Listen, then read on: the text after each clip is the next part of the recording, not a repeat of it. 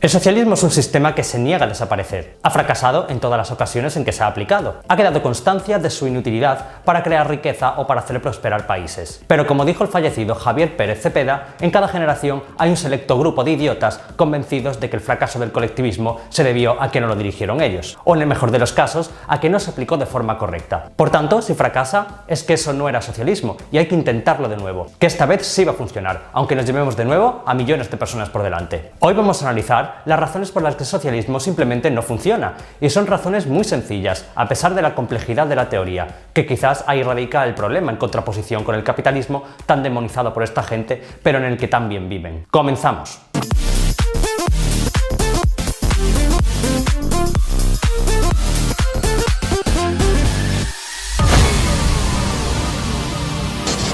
Los socialistas no cejan en su empeño por destruir países, y es que no importa cuántas veces ocurra, que siempre habrá algo que puedan hacer más para destrozar la sociedad. He elegido 7 razones, pero podrían ser muchas más, y que podrían resumirse en el teorema de la imposibilidad del socialismo de Ludwig von Mises, que también fue desarrollado por economistas como Hayek. Vamos con la primera razón.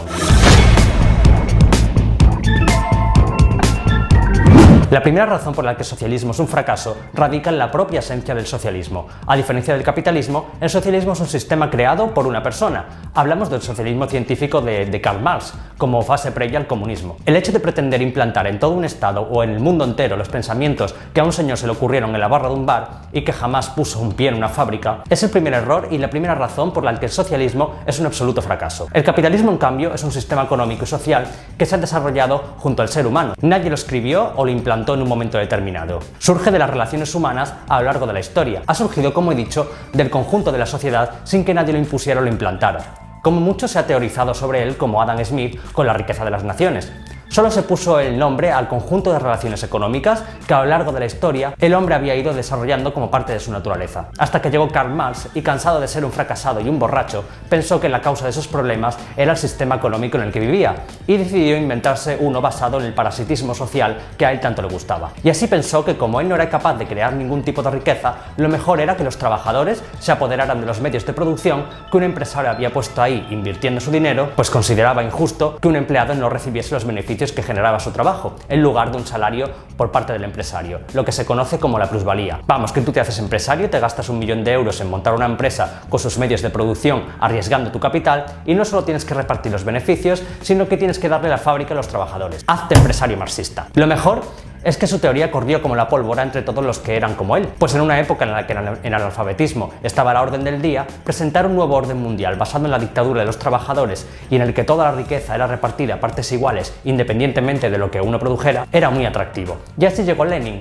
que fue el primero en poner en práctica este sistema y que, muy listo él, implantó un sistema que diseñó Marx para una sociedad industrial como la alemana en una sociedad profundamente feudal como la rusa. Un pin para él. Lo curioso es que en plena era de la tecnología y de la información y en un mundo totalmente globalizado, aún hay millones de personas queriendo implantar de nuevo esta cosa.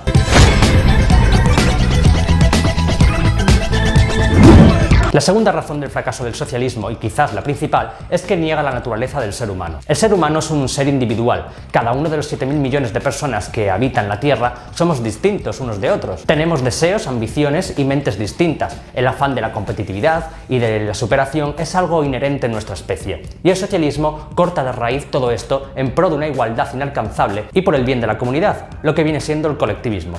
El Estado es el que controla todo porque tú eres demasiado imbécil para dirigir tu vida, y son los gobernantes los que saben qué es mejor para ti. En el socialismo no se tiene en cuenta el talento ni la valía de la persona. Es un sistema hecho por y para personas inútiles y fracasadas, y que no han conseguido un solo mérito en su vida, y cuyo afán es aprovecharse del trabajo que generan otros. Es decir, la lucha de clases. El objetivo es acabar con la burguesía, dueña de los medios de producción, para igualar a todo el mundo por abajo, aprovechándose de los beneficios generados por otros y así llegar al tan ansiado comunismo, donde las clases y el Estado son abolidos. La teoría es preciosa. Bueno, no es preciosa, es terrible, porque Marx contaba con que todas las personas de su imaginaria sociedad serían como robots, sin emociones ni ambiciones, e iban a trabajar encantados en beneficio del de al lado. Es lo que le hubiera gustado a él para seguir sin dar un palo al agua. Las expropiaciones también son una parte muy importante del socialismo, pues es indispensable para llegar a ese comunismo en el que ni siquiera existiría el dinero. En el socialismo el Estado controla todas las empresas antes de pasar a manos de los trabajadores. ¿Crees que todas estas cosas como subir el salario mínimo por decreto son cosas sin importancia? No, todo es parte de un plan. Subimos el salario mínimo, se producen despidos en masa, al no poder las empresas pagarlo, prohibimos los despidos, las empresas quiebran y las expropiamos. Y mientras las focas aplauden a pesar de que el Estado haya acabado con la iniciativa privada y con la cualidad intrínseca del ser humano para superarse y querer vivir mejor, pasando a ser un monigote parasitario dependiente del Estado. Y así llegamos a la siguiente razón por la que el socialismo fracasa siempre: la falta de libertades y la represión. La libertad es quizás la característica más puramente natural de las emociones humanas y de los seres vivos en general. De hecho, el mayor castigo que se le puede infligir a una persona después de la muerte es la privación de libertad.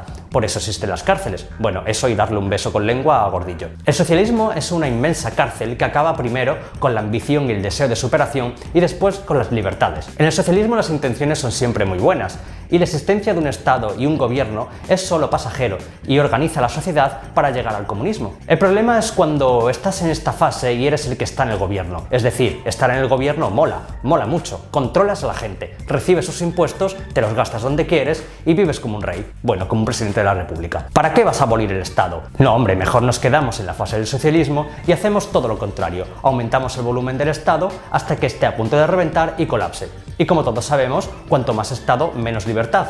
Y así surge la represión y la falta de libertades. Pues el momento en el que fracasa el socialismo es aquel en el que los dirigentes socialistas y Marx no contaban con la naturaleza del ser humano y su ansia de libertad. Y es cuando comienza a haber gente que no está de acuerdo con la forma de gobierno. Es entonces cuando el socialismo usa la fuerza y la represión.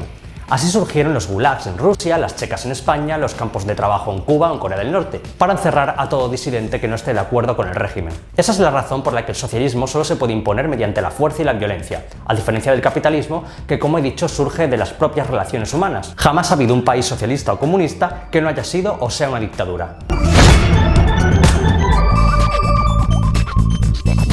La característica principal en el socialismo no es solo el control de la sociedad, sino también el control estatal de todos los sectores productivos de un país. Se machaca la iniciativa privada para garantizar esa manida igualdad que al final lo único que provoca es miseria. Querer implantar un férreo control del Estado en plena era de la globalización es la forma más perversa de querer aniquilar la sociedad que gobiernas. El control de precios, de la banca, de los medios de comunicación o de la supuesta gratuidad de todos los servicios es una característica intrínseca del socialismo. Los socialdemócratas de Podemos es justo lo que quieren: una banca pública para controlar el crédito y que las familias solo puedan endeudarse con el Estado, el control de los precios, donde es el Estado el que fija los precios de las cosas porque los considera abusivos y que lo único que provoca es al final escasez de productos, pues si limitas el precio del producto a esa empresa no le interesará vender allí y se marchará. Son soluciones fáciles que todo el mundo entiende a problemas complejos. Por ejemplo, ahora estamos viviendo la burbuja de alquiler. Los precios están desorbitados en los centros de las principales ciudades. ¿Cuál es la solución que te vendría primero a la mente? Limitar el precio de los alquileres como propone Podemos, ¿verdad? Es precioso, ya no van a subir más los alquileres porque el precio lo ha fijado el Estado.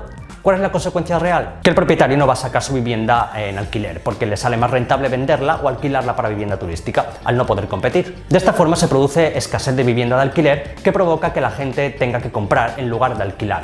Y se produzca entonces una burbuja hipotecaria debido a la escasez de inmuebles en alquiler. El control de salarios. Fijemos el salario privado a través del Estado porque 700 euros es un sueldo indigno. Así que vamos a subirlo a 900 euros o a 1000 euros, como quería Podemos. Que nunca entenderé por qué critican el empleo precario 1000eurista y luego consideran que 900 euros es un salario digno. Pero en fin, el caso es que la mente más ignorante pensará que gracias a esto todo trabajador que antes ganaba 700 euros ahora ganará 900 o lo que diga el gobierno. Pero la realidad es lo que al final ha terminado ocurriendo. Despidos en masa al haber muchas pymes que no pueden soportar esa desorbitada subida y sobre todo el impedir el acceso al mercado laboral a la mano de obra menos cualificada y sobre todo de los jóvenes. Es decir, crear parados para hacerlos depender de la caridad estatal. estatal. La nacionalización de empresas, que tanto le gusta a los podemitas, es otra medida básica que suelen llevar a cabo los socialistas, provocando la estampida de empresas privadas y abocando a la sociedad a que muchos servicios dependan únicamente de los ingresos que proporciona el Estado. ¿Y quién paga toda esta fiesta socialista? Los ricos, que como todo el mundo sabe, van a quedarse quietos cuando el gobierno comienza a expoliar su riqueza, ¿verdad? Otro pin para ellos. Sin contar con que a más Estado, más corrupción, ya que a más dinero público en manos de gobernantes, más fácil es meter la mano en la caja. Y por supuesto no podía faltar el control de los medios de comunicación. Una sociedad informada es una sociedad libre, y es importante limitar la información a la que puede llegar el ciudadano. No vaya a ser que descubra que con el capitalismo puede salir de la miseria. Esto sí que es una característica común en todos los países socialistas. Es lo que ha intentado siempre por activa y por pasiva Pablo Iglesias, que le diera en Televisión Española para manipular a su antojo la información, ya que consideraba que el hecho de que existan medios de comunicación privados ataca la libertad de expresión. Dame los telediarios. Dame los telediarios, uno de los 2 telediarios al día. Pablo Iglesias, Alberto Garzón y toda la pandilla comunista serían felices con cárceles llenas de periodistas de derechas. Me pido ser el primero en entrar.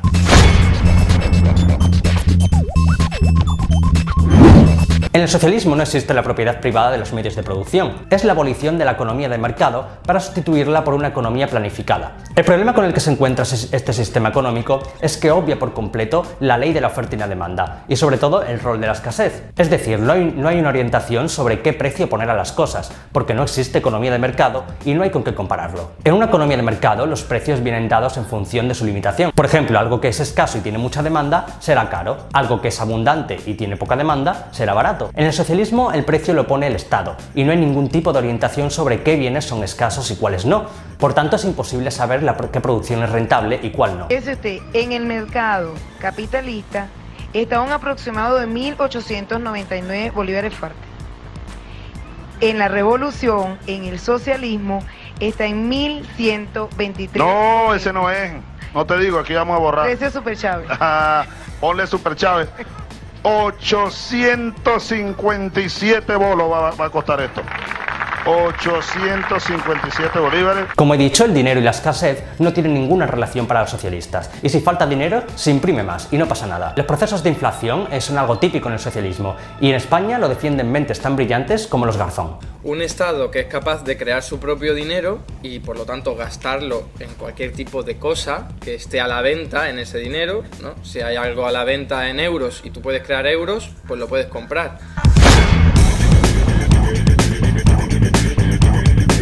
Un Estado socialista vive en el perpetuo enfrentamiento de ricos contra pobres. Finalmente, el colapso se produce debido a que este enfrentamiento acaba con los ricos e iguala a toda la sociedad en la más ínfima de las miserias. La famosa lucha de clases que acaba con la abolición de las mismas. Y si no hay riqueza, no hay nada que producir. El problema principal del socialismo es que considera que los recursos son ilimitados y que el Estado tiene la capacidad de proveerlos a toda la sociedad. Prometen que los ricos son los que pagarán la vida a los pobres, es decir, que los pobres vivirán a costa de los ricos. En el socialismo no se concibe que alguien pueda llegar a hacerse rico debido a su trabajo, pues siempre será gracias a la explotación de los trabajadores. Por ejemplo, Ana Patricia Botín es millonaria gracias a la explotación, porque a ellos les sale de los cojones. Y Wyoming también es millonario, pero gracias a su trabajo. No tiene nada que ver que Wyoming sea de izquierdas, pues como he dicho muchas veces, los socialistas aman a sus ricos, pero detestan a los que no son de su cuerda. En el marxismo moderno ya no funciona eso de la lucha de clases. Es lo único en lo que los socialistas se han adaptado, pero tranquilos, ni aún así han abandonado el enfrentamiento. Han conseguido otra forma de enfrentar a la sociedad, y es mediante la división de esta en colectivos y etiquetas. Es decir, ahora enfrentan a mujeres contra hombres, el feminismo, a heterosexuales contra gays, a ecologistas contra no ecologistas, a taurinos contra antitaurinos, a católicos contra ateos, y así sucesivamente. Esto lleva a la absoluta polarización de la sociedad, que creen que les beneficia, y lo hizo antaño. Pero como siempre, al igual que la lucha de clases funcionó durante un tiempo y con el declive de la industria manufacturera y la desaparición del concepto proletariado se fue a la mierda, también lo hace la nueva lucha de etiquetas que enfrenta a la sociedad. Pues como siempre, el socialismo pretende controlar a la sociedad, pero no lo consigue debido a la imposibilidad de los socialistas de entender la naturaleza humana, que no actúa como ellos creen que debe actuar. El socialismo simplemente fracasa porque el ser humano no quiere enfrentarse y dividirse, quiere competir, superarse y diferenciarse del resto, justo lo que el socialismo prohíbe. Y llegamos al punto más importante. El hecho que demuestra que el socialismo no funciona es simplemente que todos los que pretenden implantarlo viven en el capitalismo y disfrutan de él mientras someten a su población a hambrunas y miseria, u obligan a vivir de forma totalmente opuesta a lo que ellos hacen, a lo que hacen sus líderes. Todos los líderes marxistas tenían una vida parasitaria parecida a la de Marx, así que normal que les atrajera el socialismo, pues es la ideología del holgazán y la holgazana. Desde Lenin, que prácticamente no trabajó en toda su vida y vivió de su madre hasta bien entrada la adultez, hasta que decidió que había que acabar con el régimen zarista y entonces pasó a vivir de la política, pasando por Fidel Castro, Hugo Chávez, Maduro, o fijándonos más en nuestro país, a Pablo Iglesias, que ha vivido siempre del erario público trabajando 3 horas a la semana por 900 euros, Alberto Garzón, Errejón, Espinar, etc. Un sinfín de líderes que promulgan aquel dicho de haz lo que yo diga pero no lo que yo haga. Los socialistas son famosos por proclamar socialismo mientras disfrutan del capitalismo. Ellos quieren que tú vivas humildemente en un barrio obrero de toda la vida, mientras ellos se van a mansiones en barrios burgueses. Quieren que pagues impuestos para mantener la sanidad, mientras pagan en negro a sus empleados o defraudan a la hacienda pública o usan sociedades para ahorrarse impuestos. Quieren que la vivienda pública sirva para los más desfavorecidos mientras especulan con ella, que las grandes empresas dejen de evadir impuestos mientras compran sus productos, y así podríamos seguir hasta el fin de los tiempos. Pero la gente no es imbécil y piensa: ¿cómo es posible vivir en el socialismo si ni siquiera los que lo dirigen son capaces de cumplir sus propias premisas? Si mis gobernantes quieren socialismo para mí y ellos viven de puta madre en el capitalismo, ¿no será mejor ser capitalista? Grandes preguntas de la humanidad que ya hace tiempo que fueron contestadas. Simplemente el socialismo es la herramienta del totalitario para engañar al trabajador con una vida mejor y someterlo mientras se gasta su dinero en una vida capitalista. Es así de sencillo. Pues hasta aquí mi vídeo de hoy. Como siempre, si os ha gustado podéis suscribiros y si no, pues ya sabéis, podéis dejar vuestro insulto